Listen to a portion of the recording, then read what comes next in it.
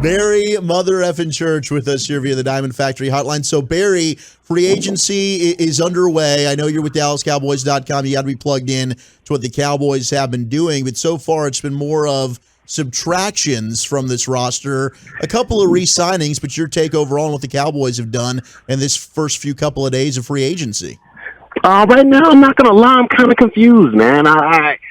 Some of the moves they're making, to me at least, I mean, I could be way off base here, but to me at least, it's not really adding up. To me, I know a lot of people are saying, Amari Cooper, he wasn't really that number one, but to me, I think he drawed a lot of attention away and basically let those other guys get open in that regard. So I don't really understand the whole move with Amari Cooper, but I will say this, if CeeDee Lamb can step up and Michael Gallup as well, then I'm sure they can be able to make something happen. But overall with this offseason, I'm kind of confused. You got the addition by subtraction, but a lot of those guys they let go, they weren't distractions on the field. They weren't, bringing the team down in any type of sense like that. So I'm really confused so far, but hopefully they got a plan going into the season.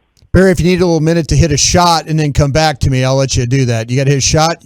Are you there? Oh, no, I'm good. You're good? Okay, I just didn't want to interrupt. He said he's not drinking on the course today. Oh, that's right. Barry said he's not drinking on the course. Okay, I've gone into this. Okay, and I haven't talked to you in a while about this, but your impression of what Dan Quinn was able to do, and as how important. I mean, you play the position of safety, and you understand how the interactions you have with your defensive coordinator. Just your thoughts about Dan Quinn and what he was able to do with this defense this year. I think Dan Quinn did a lot of what Rod Marinelli was able to do with our 2014 defense and those defenses that we were able to take to the playoffs. A lot of guys, we weren't, the greatest as far as talent was concerned, but what Marinelli was able to do, he was able to get us to believe in that system and believe that we were a lot more talented than we actually are. And I think Dan Quinn was able to do that with this defense. He got the most out of a lot of the players that the previous defensive coordinator wasn't able to do. I mean, he got a lot out of Kearse. He got a lot out of D-Law. He got a lot of that defense that they were able to go out there and play at an astounding level so far last season. But overall, I think Dan Quinn did an amazing job, and he might have been the best free agent pickup that this Cowboys defense had last season. Do we overestimate Kearse and his importance and his value around the league? I'm surprised that there hasn't even been any sniffs around him yet. I'm surprised as well, too, because what Kearse was able to do outside of his ability to watch tight ends and be a good kind of solid tackler around the box is he was able to wear that green dot. And what that was able to do was able to have guys like Michael Parsons and those talented guys around him just see ball and go get ball. He's kind of that guy that just got everybody lined up. He was a quarterback of the secondary, quarterback of the defense overall. And I think that goes a long way in allowing people to go out there and do what they do as far as Michael Parsons, the D-Laws, and those guys are concerned. So I think he brings a lot of value to this defense. And like yourself, I'm surprised that he hasn't gotten more sniffs in this free agency. Barry Church with us here on 105.3 The Fan, former Cowboys safety. And also to pick up on that, Barry, Jayron Kearse wore the green dot. And there was recently an article out on The Ringer about how it seems like maybe the NFL is going to transition from just having Mike linebackers, seeming like they're going to have the green dot and the responsibility of calling the defense, and now safeties are starting to pick that up. We saw Eric Weddle in the Super Bowl who had that responsibility for the Rams. Do you think that is kind of the way the NFL is transitioning, having played the safety position? Should the person on the back end of that defense have that responsibility?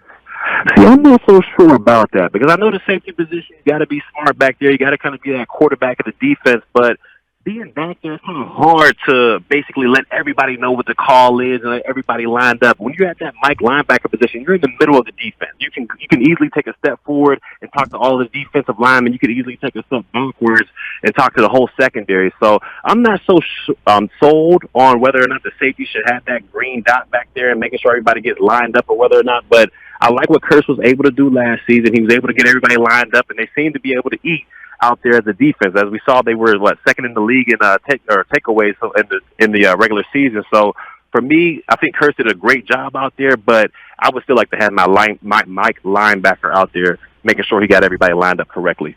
Barry, as a former player who's been there, done that in terms of contract negotiations and whatnot, what did you make of the wild Randy Gregory situation? Man, that is something I had never seen before. Like, for a guy to say, like, hey, yeah, I'm coming back here. This is where I'll be at. And even the team posting on their, social media saying we got Randy Gregory back. And then for him out of nowhere to just hit him with the, I think I'm going to Denver. I've never seen anything like that, but it just must have been something in that contract or something that rubbed him the wrong way to where he was like, I'm going to take my talents out west and go to Denver. But I've never seen anything like that to where a guy kind of said yes to a contract, then backed out at the last second. But if you see so far this free agent, he isn't the only one that did that. I mean, the guy's Darius Smith, or I think his name is Darius Smith out there. He went back on his contract with Baltimore, so he's not the only guy to do it. But I mean, it's new times. I guess it's new times. It's Barry Church with us. Okay, would you bring back Cole Beasley right now?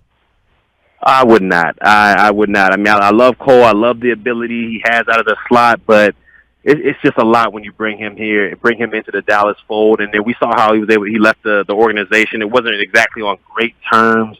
So, I just think it would be more of a headache bringing him in. I know he's a heck of a player, especially out of that slot position, but I just think he'd be more of a headache. And I think you can get guys in the draft that can fill that slot position. Barry, we've taken the approach about, and I know I have, of like, if it isn't good for Dak, don't talk to me about it. What's your approach on this? Because, I mean, again, we've talked about with the tackle being out now, the wide receiver, but isn't he like the most important guy to try and help in this whole thing?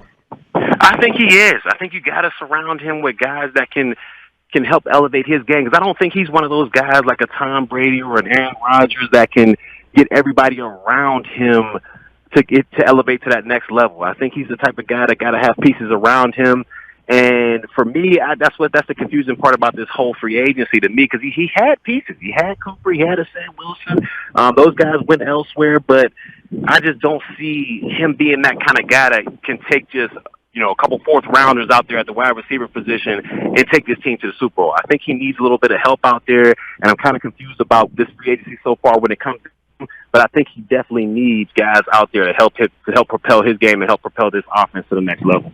How big of a loss is Randy Gregory not being retained by this front office and him now taking his talents to Denver? And do you think that inevitably this is going to mean Micah Parsons plays a lot more on the edge this year? I'm going to answer the second question first. I definitely think Micah Parsons plays a lot more on the edge this year, especially with the absence of Randy Gregory. I know they're trying to bring back Dorrance Armstrong. I'm not sure if they signed him back or not. He is back, yes, sir. He is back. Okay, so he'll definitely be a player on that edge as well. But I think the loss of Randy Gregory, I think that'll be huge. I mean, I know he only has 6 sacks this year, and, he had some penalties there and there, but I think this guy was on the come up, and I think that, he was just now reaching his prime or reaching the cusp of his talent out there. And when he went to Denver, I think that's going to leave a huge gap for this defense. Hopefully Dorrance Armstrong and a couple other guys at that defensive end position can step up and fill his shoes. But I think that's going to be a dynamic player that we're definitely going to miss. And hopefully we can get D-Law to play, a whole 17-game season, because we're definitely going to need him as well.